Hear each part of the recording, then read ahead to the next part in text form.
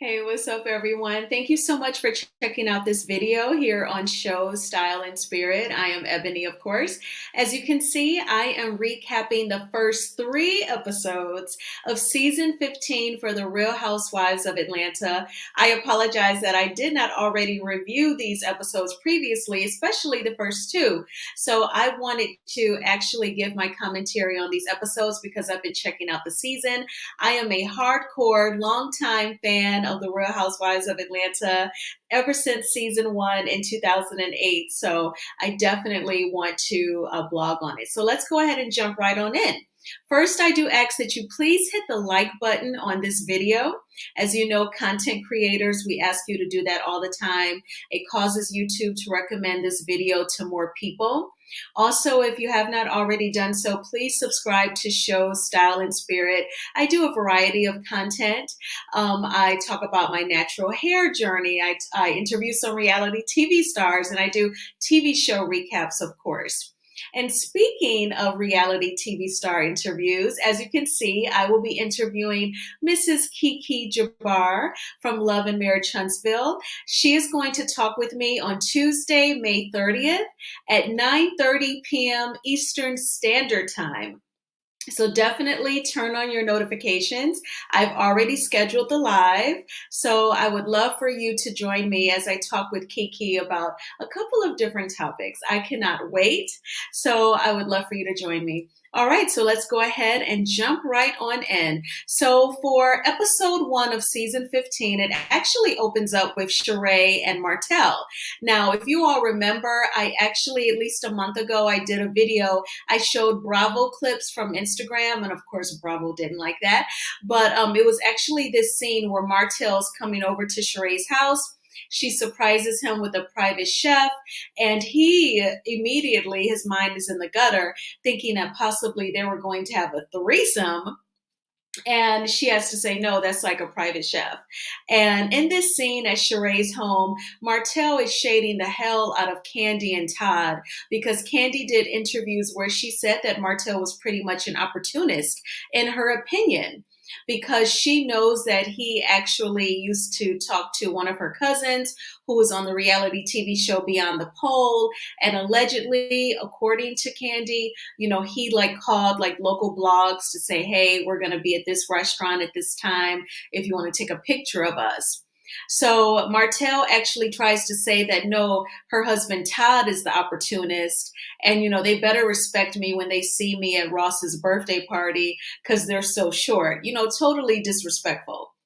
Martell is just mad because Todd still has a wife and they are a power couple, and Todd does not have to worry about not being able to pass a test for a builder's license because he owns multiple restaurants with his wife. So that's just Martell being a little sore about his marital status and his financial status. So then we see the ladies. Manetta is the one who's standing up. She's wearing like the long white sweater with the jeans and the brown hat. And Kenya is sitting down to the right of her with the white shirt and the jeans on. Kandi is to the left of her. Of course, we have Nan Juan and Carmen. So in this scene, we actually learned from Kenya that back in August of 2020, Martell DM'd her. I believe that Kenya was responding. She commented on a post about Martell being a great dad, and she said something complimentary, like, that's great. And then he DM'd her. According to Martell, he just wanted to say thank you for the compliment. But you could just simply like her public comment that she made. You would not have to DM her. Come on now. We all know that a lot goes down in the DMs, and it's Martell, for goodness sakes. And look at Kenya. She's gorgeous. So Martell, you can try and dress this up all you want to. It does not matter. And then also in this scene, Manetta, Kandi joked about Manetta not really sticking up for her during season 14 when Marlo was talking trash about her. But Manetta and Kandi have been friends for years outside of the show. As you know, Manetta used to date Neo for a long time. They shared kids together, and Manetta is a newlywed. She's married to Heath, an interracial relationship, and I think he's fine. And yeah, so that is Manetta, and that is pretty much this scene in a nutshell. So then we see the scene was actually Sanya and her family in her house. And she starts off by saying that it's a lot of them in her house. And as you can see, this family tree, it's her parents, Sanya and Ross, and their son Deuce, her sister, her brother in law, and their two kids. That is a lot of people in one house. Now, I heard that allegedly the Sanya and Ross, they actually really live in Texas. And as we know, they have a business there. So I am curious as to if they primarily live in Texas, what brought them to Georgia, because I doubted that it was just her appearing on the Real Housewives of Atlanta. It must have been another business venture that got them over in Georgia, or perhaps they wanted to get a property there to see if they would possibly move to Georgia. And that would explain why everyone is living under one roof versus them getting their own homes. And what if they're not really going to stay in Georgia? But let me know your thoughts. This is definitely not ideal. I feel like other groups of color, sometimes they will do a lot of people in one house, but definitely not Black people. We seem to be at each other's throats. So I'm just so surprised that they're able to do this for as long as they have. But I definitely could not live with any of my family members. Absolutely not. I don't even like being uber close to like neighbors, and I live in a single family home. Like, there's just no way. I like my space.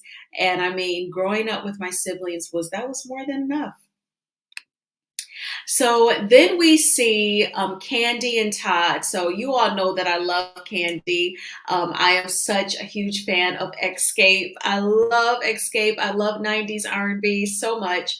And I'm a bedroom candy consultant. Even here on this channel, I have at least one or two virtual parties that I did, definitely back when I was not monetized. You can see I'm holding the toys up. That is my Instagram page, and all my videos in my description boxes, I have like my Instagram handle. If you want to follow me, definitely do so. And so anyway, I really admire Candy. And what I have noticed about Candy and Todd is that they are definitely equals in terms of both being driven and just wanting to always think of the next way that they can, make money and be enterprising. It's definitely inspirational. So I feel like Candy, like when she's on, she wants Todd to be 100% supportive, just like, when she wrote the play A Mother's Love, she wanted Todd to be on board, and she didn't even want him to take the other like freelance teleproduction type jobs, just, I don't have to say teleproduction, just production jobs. She wanted him to be 100% focused on her play. But Todd has a goal of producing a movie. And I'm sure she probably feels like her support could be like being the private investor, financially backing it. But, and then at the same time, he says, he's made so much money running the restaurants, perhaps he's funding it, the movie. But sometimes, I think because they're both so driven that, they probably exhaust each other, not in a malicious way, but it's just out of their desire to be so driven. But sometimes I do feel like, she probably is like, I'm not really with the movie. That wasn't anything that I came up with or that I really plan on being super duper involved in. So pause and come over here with me and the kids. Because in this scene, Candy was fixing dinner for everyone, and she wanted Todd to end his Zoom meeting with his staff for his movie and join them. And she literally started singing, "I don't have the energy to do this right now." And that was like sending him a signal.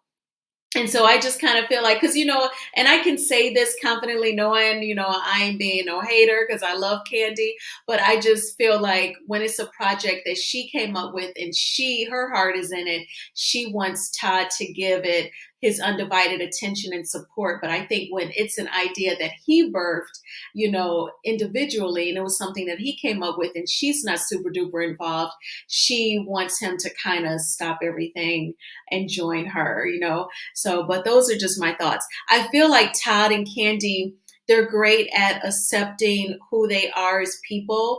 For me, it appears like they don't really try to change each other. They just try to compromise and work around who they are.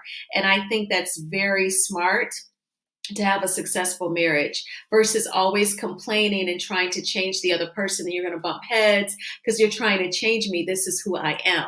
So I feel like they do accept that about each other and then they try to work around it.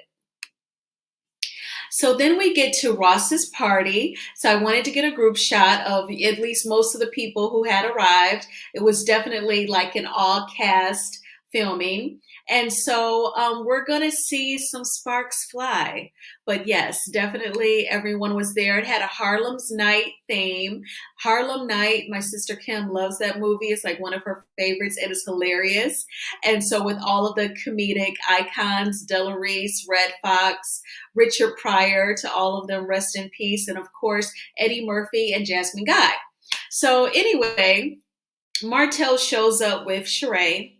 And we all know that when Martell and Carlos did their recent press tour, Martell was saying how he was just so excited to be on the show and he really knocked out his scenes and he can't wait for it to air, But no, Kenya got in that ass. You were handled, Martell, by a woman. And so we see where Martell shows up and they're like, oh my gosh. And Kenya actually tells Sheree, that your man, he was in my DMs. It's been at least 6 months. Now, this season was filmed last year, 2022. And I believe it was also filmed like late spring, early summer. So when she says at least 6 months, it would have been more so like a year and a half. But she says at least 6 months. So she was not lying, just the time frame. It was just like a little far off, but not a lie. She said at least 6 months, which is true. So that was number one. Sheree was trying to poke holes in that because he DM'd her in August 2020 versus what would have been like late 2021, according to her math. Not a big deal. And he gets very defensive. And then he says, well, check all her DMs. She probably accepts them from everybody. I felt like that was Martell trying to low-key say that, Kenya is desperate and she'll date anyone. Now, she may have had her moments where she was like fake dating Walter Jackson. She got with Matt Jordan, who was younger than her. It was probably just physical. She didn't have a lot of expectations. She didn't know he was going to be a little cuckoo. But I think that to just try and put a dig at her because she's like a single woman, well, where's your man? She probably accepts everybody's message. That's where it was coming from. Giving total manosphere on YouTube, right? So, but Kenya says to him, don't curse at me. Don't talk to me like that. You need to respect this queen in front of you. And she says to Sheree, the way he's talking to me is the way he's going to talk to you eventually. And she says, once a cheater, always a cheater. You effing piece of ish. And thank you, Kenya. You said everything that the millimeters would love to say to Martell. You did it, girl. Thank you. Kudos to you.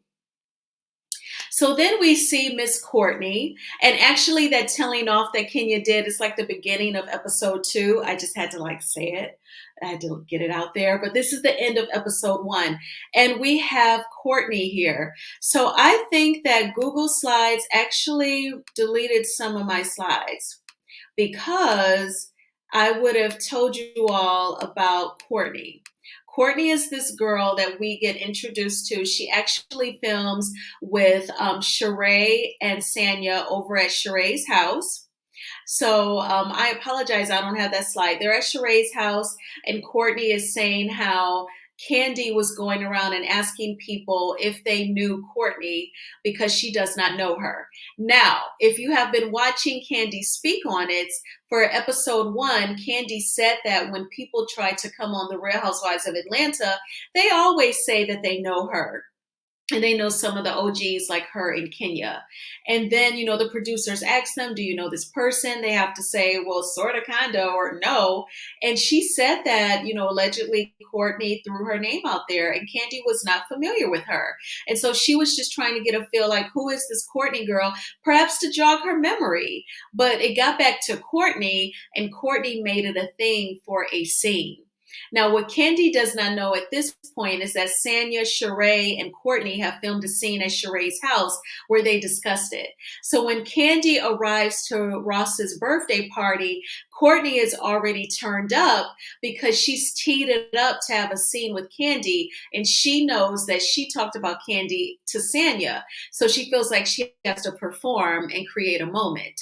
But Candy isn't having it. She's like, why this energy? Bottom line is, I don't know you. So why are you coming at me like this?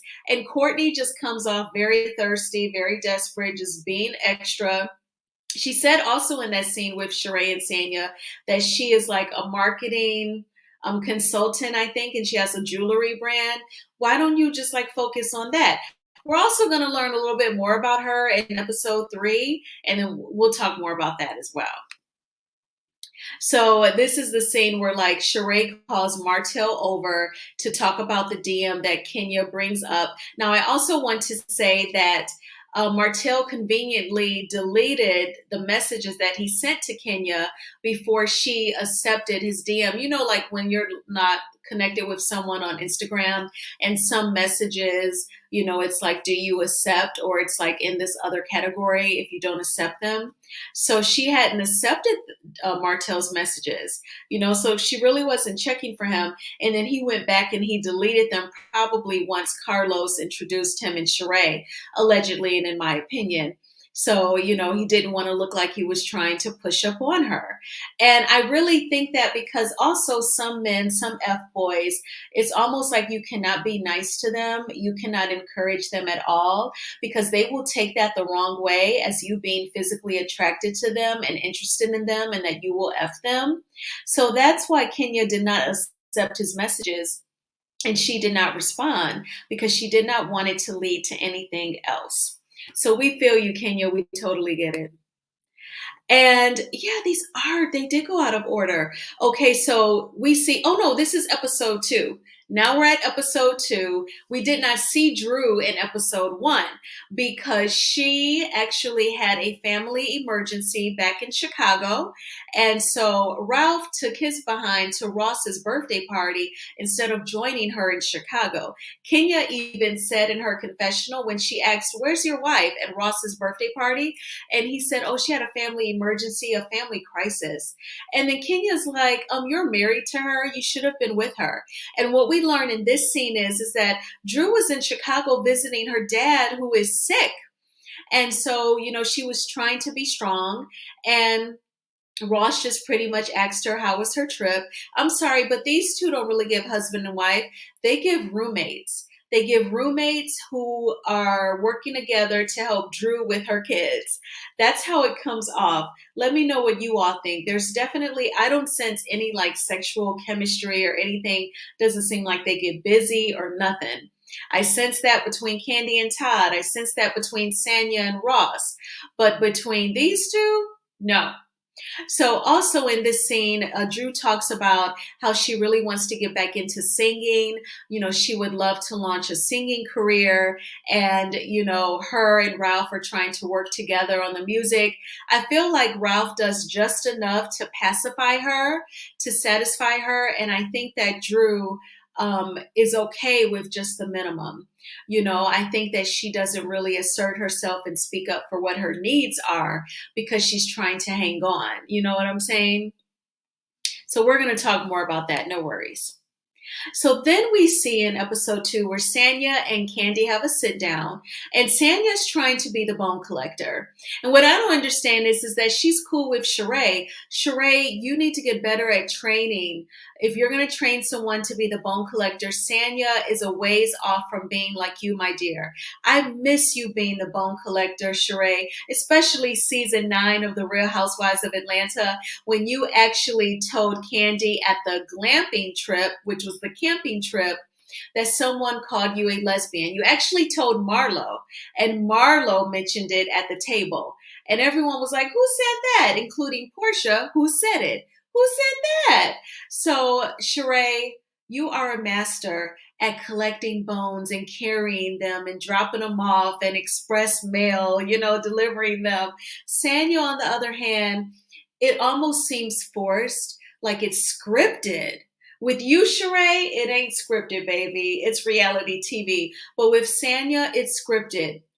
It's like she has volunteered. I'll be the bone collector, and she is trying her best. But anyway, in this scene, she actually tells Candy, she lets Candy know that Courtney, and Sheree were over Sheree's house where Courtney, talked about how Candy was going around asking about her. Then she also said that Courtney said how Candy actually posted an exclusive spot on her Instagram. And when she did that, the next weekend, it was a ghetto crowd.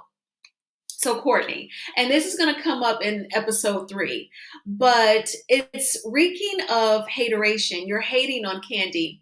You're hating on her following. She has millions of followers on Instagram. And you're looking at the fact that she is such an influencer that the next weekend you went to the spot that you saw her advertise and you saw where it was a ton more people there. Okay, and that place, that business, I'm sure that they were so thankful that Candy posted them on her Instagram. So give me a break. Why are you so focused on her? She's going to say something to Candy in episode 3, but I really feel like she's projecting, and that's her, how she feels about Candy. So Candy asked Sanya an interesting question after Sanya told her what Courtney said about her bringing out a ghetto crowd. Candy said, and what did you say in response to that? And of course, it threw Sanya off for a little bit. And she was like, well, I told her, that you're my girl, you're my friend. And, she pretty much gave her like a generic, like sales response. And Candy goes, oh, so you didn't take up for me. And Candy says in her confessional pretty much that she is not stupid and she's not really down with, if you're supposed to be my friend and you're with someone who's talking about me, you just kind of laugh. You don't say, oh, that ain't cool. Why you say that? Candy's not ghetto. So she knows what time it is with Sanya. With Sanya, I think deep down she doesn't really feel any loyalty to anyone on this show. I think she's just trying to do her job as like a bone collector, and that's it. So then we see Sanya talking to her husband.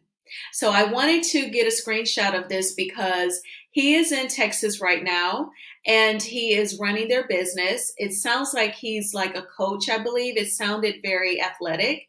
And Sanya is saying, now I'm at a point where I'm ready to work on baby number 2, but now he's always in Texas. Doesn't it almost seem like a game? Because season 14, she was saying, yeah, my husband wants to have another baby and, I don't really want to. And she never mentioned about him always being gone to Texas. This season, she's saying he's always in Texas, but now she's ready to have a baby. Whatever, Sanya. So also, I want to point out that her sister says that, Sanya's not really on a schedule. It'll be dinner time and she'll ask my kids and her son if they're ready to go outside and play. It sounds like with the whole family dynamic that her sister is very organized and structured and Sanya is not. And that's another reason why it has to be completely nuts living together. But yeah, some people are saying that they actually really live in Texas and not in Georgia. So, I can't stand it when people fake it for reality TV because us viewers, we're not stupid. We may not always find out what y'all are doing, and, as soon as you do it, but eventually it comes out. And don't fake it. Just keep it 100 and say, we actually live in Texas. We're thinking about possibly moving here, or we're thinking about starting a business here. And that's why we live here and we kind of live between the 2 states. Just say that. Don't hide that you live in Texas. That's not cool to try and play us. All right, so then we see a producer, breaking down the fourth wall of reality TV. In this scene, Candy and Todd, they're with Candy's cousin. You may recognize him from Candy's spinoff, Candy and the Gang. I was sad when Bravo did not bring back Candy and the Gang. Honestly, reality TV shows like that are very lighthearted, I feel like networks and viewers alike are not interested in them because they don't have any hardcore drama where 2 people are cursing each other out. Candy in the Gang was pretty lighthearted and fun, nowhere near Jerry Springer, rest in peace. And so I think that's why Bravo didn't bring it back. But anyway, So in this scene, we see the producer. He's wearing the mask. He's standing behind Todd, and he's asking them, are we going to talk about the elephant in the room? The elephant in the room is the fact that um, Candy's cousin. He actually was shot by a former employee at Blaze Restaurant. Now, Blaze is their steak and seafood restaurant. It is more, I guess, it's supposed to be more like an upscale restaurant compared to the Old Lady Gang, OLG. And so, according to Candy, her cousin, whom we see here, he was the victim. So the former employee comes up to Blaze intoxicated and he's acting erratic. So Candy's cousin escorts him outside, gets him to go outside so that they can talk. And in the midst of their conversation, the intoxicated person gets agitated and actually pulls out a pow pow and attacks her cousin. Thankfully, her cousin did survive, as you can see. But, some of the women, the cast on the show, Sheree said, when it comes to Candy's businesses, you don't know if you're going to get biscuits or bullets. And I just think like that's just sheer jealousy. You're jealous that Candy has so much money that she can invest in her businesses and keep them going. And nothing speaks more stronger than when a challenge pops up and you're able to overcome it and keep it going. Now, the haters, they may rejoice for a moment that her cousin got hurt at the restaurant. I don't think that's anything to celebrate in. But then the hateration does return to them once they see that you keep on going. You don't have to close the business. You do not have to file for bankruptcy, and you're able to still walk with your head proud and not be ashamed of someone else's behavior. So I just think that, Sheree and Marlo, they just kind of hate on Candy, and lots of viewers too. I always felt like when people would say Candy's boring, they're just hating on her. On one end, some Black people would say, I want to see Black excellence. This isn't Love and Hip Hop. That's like one of the laziest reads ever about a reality TV show. This isn't Love and Hip Hop. I want to see Black excellence. But then when you see that, a la Candy and the Gang, then you say that that wasn't good, that that's boring.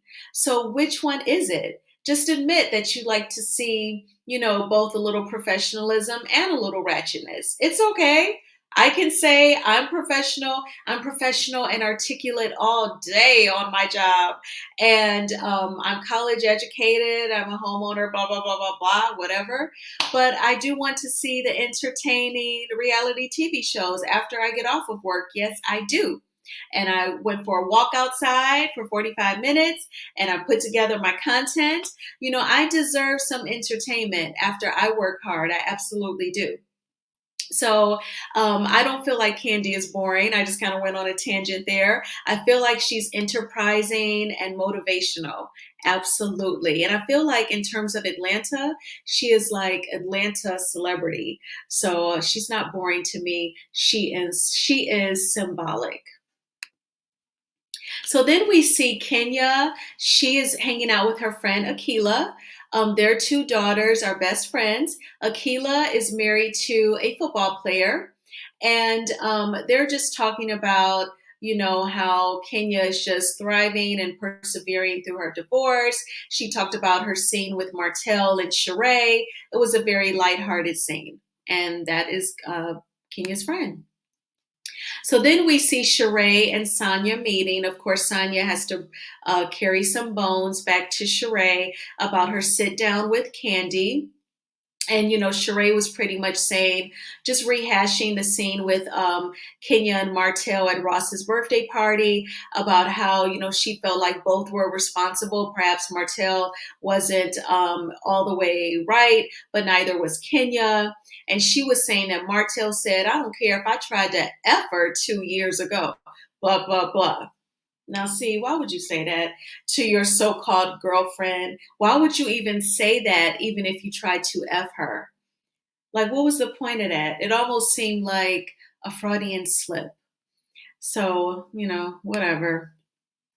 So then we see Drew and Ralph was there. I didn't capture him in the screenshot. They're meeting with this producer because Drew again is trying to get into singing. She would do much better just approaching Candy. I don't know if Candy will want to work with her, but she could ask her like, "Can you write a song with me, or can you give me some guidance on producing a single?" That is who you could get your information from, Drew. But she's doing this project with Ralph. Ralph does know how to play the piano. And when he played the piano in this scene for her song, and you already know, I felt like the piano version, it sounded really nice. And from that version, this producer says, and you all could do an acoustic version as well. I was like, yes, that would sound great. That would sound awesome. It would almost kind of give, is it a song by Tamia that has like an acoustic feel? It is, but I can't think of the name right now. But I kind of feel like definitely doing a piano or acoustic version of You Already Know, that would be fantastic, Drew. You need to take this producer up on his suggestion. So then we see Kenya meeting with Sheree at Sheree's warehouse. In this scene, Sheree was saying that the clothes were coming in wrinkled. She said, "Why would they send it like this?" So, definitely we know it's coming from somewhere else. That story came out at the end of season 14 when her fashion show aired. It was like the same manufacturer allegedly is used by another clothing company. But anyway, so this young lady was saying, "I would love to steam this before we send it out to the customer, but it would be an upcharge." It's her and another lady who are shipping out the products that Sheree's customers are ordering. And shout out to the YouTube blogger Who Knew, and of course Kempire. They were actually featured clips of their stories on Sheree's website crashing in the episode. So that is awesome. Great job, you guys, on your blogging. And Kenya basically says to Sheree in this scene, "You should have stood up for me. Martell shouldn't talk to a woman that way ever." Sheree said, "But you have gotten in his face. Doesn't he have a right to defend himself?" And Kenya said, "Yeah, but he shouldn't be abusive." Now, Kenya, I admire you too. You're also from Detroit like me. We graduated from the same high school, Cass Technical High School. You have to take a test and get in, and it's in downtown Detroit. Just some of the brightest and best Black students and students, Latino students, white students, of course, at Cass Tech. But anyway, Kenya, like we definitely don't want to throw the words around like abusive and aggressive. I'm not saying Martell was not aggressive with you, but just don't always throw those words around, because we don't want them to lose weight or lose power in situations where nobody's trying to be a Karen, nobody's trying to tell a lie, and they are seriously experiencing abuse. Martell was being a jerk about it. He was trying to embarrass you, yes, and say that you probably accept everybody's message. But abusive, no, I'm not going to say that. All right, so then we see Sheree, Marlo, and Sanya. They're meeting over Sheree's house, and they are talking about BravoCon. Sanya is now annoyed with Drew again because at BravoCon, before BravoCon, Drew and Sanya were trying to be cool. But then once they got to BravoCon, Drew was trying to shade her, and she did not appreciate it. So that is pretty much what they were talking about. And then also Marlo was saying how Mama Joyce was clowning Todd at BravoCon when Mama Joyce was asked, say something nice about Todd, and Mama Joyce was like, "Oh, he's short." And then when they asked Mama Joyce about, Candy's choice of Todd, she said, "Well, if it was up to me, I would have picked someone with a better job." Now, Mama Joyce, first of all, is very tired, very season 6 of you to talk about Todd in such a mean and judgmental way. Also, since season 6, we've seen Todd do an amazing job at not only launching the restaurants, multiple restaurants, but them being successful and popular. Peter Thomas even said it himself on a blogger's show one time that OLG is like a tourist spot. Everyone just comes there when they visit Atlanta. So, Mama Joyce, you cannot deny that Todd is hardworking and enterprising and gets the job done. He makes his wife happy. I'm sure he's an amazing dad. And I feel like at this point, she doesn't need to keep rehashing her, I hope, her former judgments of Todd just to kind of create a buzz for the show because it's tired for all of us viewers. And we're not buying it. Todd has proven himself to not be an opportunist, at least to me. So then we see Ralph and Drew. They decide to do some rock climbing. So I feel like they're trying to convince us that, their marriage is stable. But obviously, since these episodes were filmed, we know that they have filed for divorce. And I'm not going to say that they're trying to fake it. I think that Drew was just seriously trying to hold on to her marriage, kind of like how she's trying to climb this wall. It's like an uphill battle. And then again, she brings up her music. So the music is like Drew's storyline. It's very obvious. Also, we learn in this scene, Drew checked and her song, You Already Know, had gotten over 33,000 streams. And Ralph says that that's bad. But she says, I think that's good considering we didn't really push it or advertise it. And she said, and Ralph, after you helped me with the song, you pretty much were just like done. And he said, well, there's things that I got to do. And that's why I say I feel like Ralph does the minimum to pacify Drew and to make her happy. And I think that Drew needs to assert herself so that people take her seriously. I often experience a lot of secondhand embarrassment when it comes to Drew, and I'm going to talk about that more in a moment. So this is hilarious, y'all. We see Kenya meeting with her team, and she is going off on them. She received some sort of picture as low effing resolution, and she didn't like the dimensions. It's just giving me like Russell Simmons, how he would always talk about you should do yoga and, all these paths to God. And his brother, Reverend Ron, would say, he'd be cursing his staff out. It was just giving that. I thought it was hilarious. And then Monyetta FaceTimes her, and we learned that Kenya has been asked to join an HBCU for the Magic City Classic, and she's asked Monyetta to choreograph her routine that she's going to do with a band. So I think that's going to be very exciting. I believe that we're going to see that in the next episode, in episode 4. So then we see where Candy meets with Don Juan at her candy-coated entertainment facility, and she has a dry erase board where she writes down everything that she must do, her must list, and it is really crowded, y'all. As you can see, it includes her weekly live show that she does on Amazon. If you're signed up for her text community like me, you know that she texts when she goes live. It's during the day, and I'm always working, so I hardly get to check it out. She does Candy Coated Nights podcast. She pretty much drops that during the day as well. Then she had to go to the Soul Train Awards at that time, plenty of other events, plus Portia's wedding. So she was super duper busy. Also in this scene, Monyetta stops by.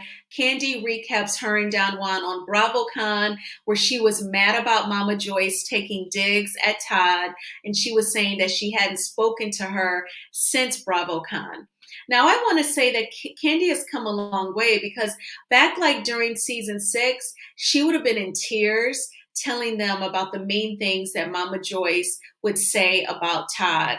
And back then, she wouldn't have said, I haven't talked to her since. She would have been, talking to her mom, letting her mom say things to make her cry. And so Candy is just really far from that space. And I'm very proud of her. I do think that Todd's love and him showing things to her helped her kind of like snap out of it. So I'm glad.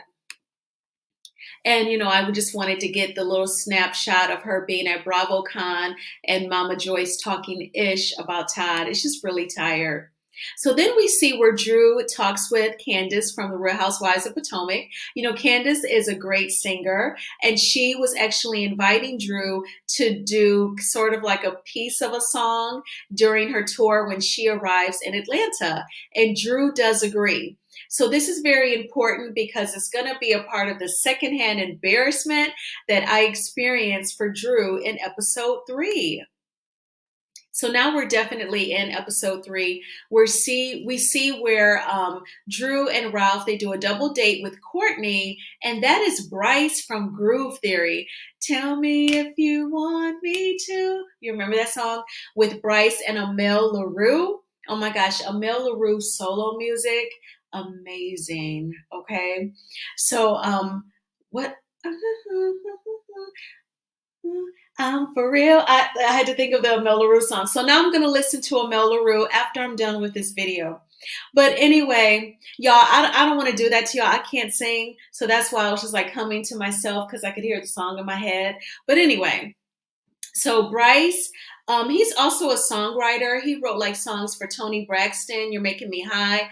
Bryce was that guy in the 90s. And so Courtney says in her confessional that they have been on an on again, off again relationship for 20 years. And now they are just good friends and they co-parent a 24-year-old. Since when do you co-parent a 24-year-old? I was 24 when I bought my condo. Okay, at 24, that's old enough to have a master's degree.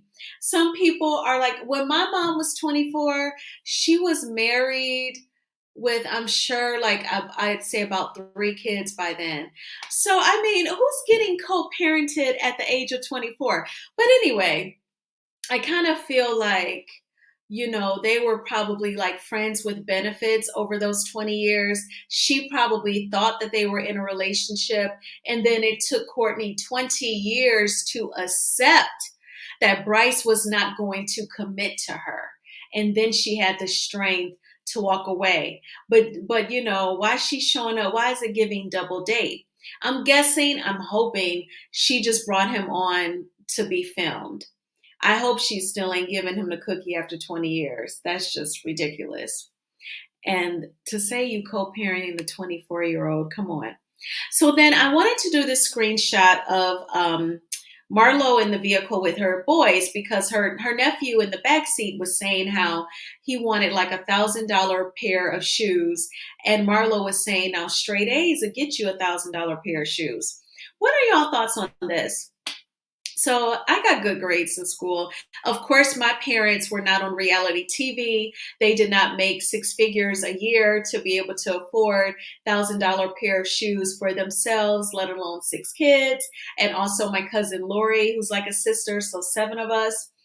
But it just seems like for like, I'm guessing a middle schooler, perhaps early high schooler, to get straight A's and $1,000 pair of shoes just because they're in that income bracket still seems excessive because you are not just rewarding, but highly rewarding for the minimum. I mean, straight A's isn't really required. If they're getting A's and B's, that's cool too. But because they get straight A's, they get $1,000 pairs of shoes.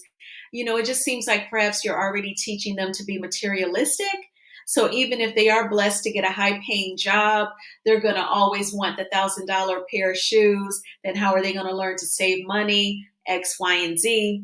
Or am I thinking about it too deeply? I just wouldn't want to turn them into like a materialistic nightmare for themselves, for their credit score, for their 401k balance. Let me know what y'all think. So then we see Drew on stage with Candace. I remember when Candace had her tour last year and when she was in Atlanta, because on Candace's IG story, she took pictures with everyone from Bravo who came out. And yes, Dr. Heavenly was there and the women from the Real Housewives of Atlanta. It seemed like a really cool vibe. They were talking about, because Kenya even whispered and Bravo had the graphics at the bottom, oh, she's a Beyonce fan, because Candace had on the blonde wig and she had the tights on that didn't really match her skin tone. I'm not sure why she wore those. Just wear like some flesh colored tights. But anyway, Drew was on stage with her singing their affirmation song, Affirmations Part 2. You can hear it on YouTube. I was listening to it the other night. Sounds very good. I'm gonna love me. I thought it was great. But Drew invited the cast of the Real Housewives of Atlanta to come out to hear her perform, to hear her sing with Candace. And she was on stage for 43 seconds. They shaded the hell out of her in her confessionals, including Sanya, who said that she knows that she had to run longer to get her gold medal than Drew performed on stage. And by golly, Sanya ran for 49.55 seconds. Drew was only on stage for 43 seconds. Secondhand embarrassment. I felt so horrible for Drew. Oh my gosh. And Drew was proud of herself, which I'm glad she was. But Drew has had so many moments on this show where it's like people are either clowning her or she is like the joke. And I don't like it. It doesn't entertain me. And on top of that, I experienced secondhand embarrassment for her. I feel like she's like the Steve Urkel of the show. What do you think? Do you think it's a gang up? Do you get secondhand embarrassment as well? Do you think Drew is like the ongoing joke of the show? And let me go back. I remember the last time that Drew was on Candy Speak on it. And like Candy was like, yeah, Sheree's website crashed because of all her orders coming in. But your website for Drop It Like Drew, her like diet program, Candy was like, your website just broke. And you were dressed like Punky Brewster when you first came on. And as y'all know, I love Candy, but I was like, that's so embarrassing. So I always feel so bad for Drew. So then the ladies, after Candace's set, they sit down. They did ask Drew, why was it so short? She said, well, it's Candace's set. You know, it's about her. And I just wanted to support her. And they were like, okay, well, you did good. We just want to see more from you, Drew. Kenya spoke to her very motherly, like, you know you can do it. We just want to see more. In this scene, Candy goes right in on Courtney. She's direct with her and asked her, I heard that you said to Sanya that I bring out the ghetto. And then Courtney starts backpedaling, saying, well, I'm from the ghetto. I'm from the hood. I can show you my family is hood. So I don't have a problem with it. I love the hood. But, the crowd was ghetto. Candy said, well, I don't think the ghetto or hood would like what you had to say. And I bring everyone out. And then Courtney says, you're very triggered. Well, Courtney, you said some offensive shit. And why all of a sudden now being from the ghetto or from the hood is okay? We all have used that term to describe someone or look or behavior as being ghetto. It really refers to a mindset where you are unaware of something, just being maybe low class or inappropriate, or it's a reflection of, lack of education, lack of professionalism. You may not have had the right people in your life to teach you anything. So, to be called ghetto, it's definitely offensive. And I just feel like Courtney was trying to clean it up because she already knew that what she said was not cool. And then she did not want the viewers to feel away. But you're too late, Courtney. We already feel away. So, and then also in this scene, Sanya asked Drew about, why were you acting up at BravoCon? And Drew pretty much gave her like, a generic response, like, oh, I thought we were moving on, but, I guess we're not, and then Drew brings up the incident that happened at Blaze Restaurant with Candy's cousin. And she used the word incident. And Marlo goes, do you mean the SHOOTING? And Candy goes, well, everyone, my cousin is doing okay. And that was the end of that. Marlo gets mad, but she directs the energy at Drew for using the word incident and not SHOOTING.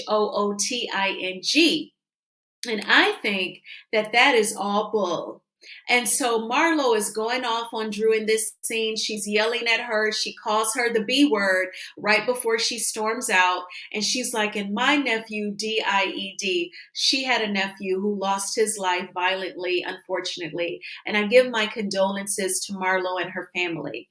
But I feel like she has misguided anger towards Drew because Drew used the word incident instead of SHOOTING. I didn't think there was nothing wrong with Drew using the word incident.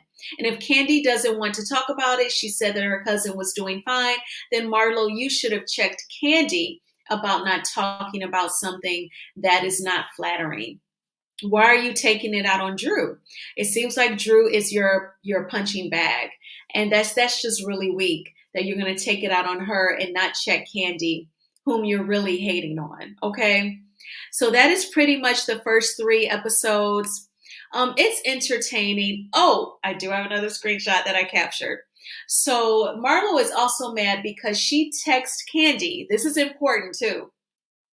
Marlo texts Kandi about the nephew who lost his life. It turns out that he used to work at one of the old lady gang locations. And Marlo asks Kandi, "Hey, Candy Yams, did you have a guy named Quentin McNeil working for you at Old Lady Gang?" Kandi says, "Yes, but he doesn't work there anymore." And Marlo says, "That was my nephew. His mom just said that he worked there and he was, taken out last night." Kandi says, "Damn, I'm sorry to hear about that." So Kandi gives her condolences. Kandi probably recognizes game and is wondering, why is she texting me? The fact that Marlo is just now bringing up the nephew to her coworker Kandi about him working at the old lady gang lets me know that Marlo wasn't that close to the nephew. Because, like, whenever he needed a job, you would have recommended him to Kandi. Let alone once you found out that he was working there, you would have been like, "Oh my gosh, Kandi, my nephew works there at OLG." You would have been going up there to talk to him while he's at work, taking pictures, go posting on your IG, all that.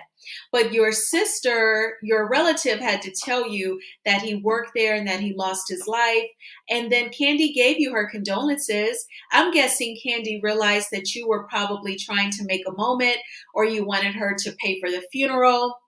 You wanted something, and you two are not close. Kandi does not F with you like that. So she gave you her condolences, and that was that. What more did you want from her, Marlo? So I feel like, with Marlo, if you're not giving her what she wants, then, she's going to try and flip it. But the viewers aren't stupid and Kandi isn't stupid. So now that is the first 3 episodes of The Real Housewives of Atlanta. Please let me know in the comments what you thought about the episodes. I think that they're entertaining. I'll always miss and prefer the older seasons of The Real Housewives of Atlanta. I even miss the chemistry that was between Nene, Sheree, and Kim Zolciak, something that we'll never see again. But I do miss those early seasons of their chemistry, before Kim Zolciak met Croy. And then now that's the end of an era as well. And it's getting nasty. So let me know if I should do a video on that. I understand my subscribers, what they really like, and I try to cater. And then also my heart has other desires as well when it comes to my content. But let me know if I should do a video on Kim and Croy's marriage. And then don't forget to join me on Tuesday, May 30th at 9:30 p.m. Eastern Standard Time when I interview Kiki Jabbar from Love and Marriage Huntsville. Please hit the like button on this video. I'd really appreciate it. Thank you for watching, because I have been running my mouth for nearly 53 minutes. And if you have not already done so, please subscribe to Shows, Style, and Spirit. I am going to do episode 4 of Real Housewives of Atlanta next week, so I don't have to do all this talking and get caught up.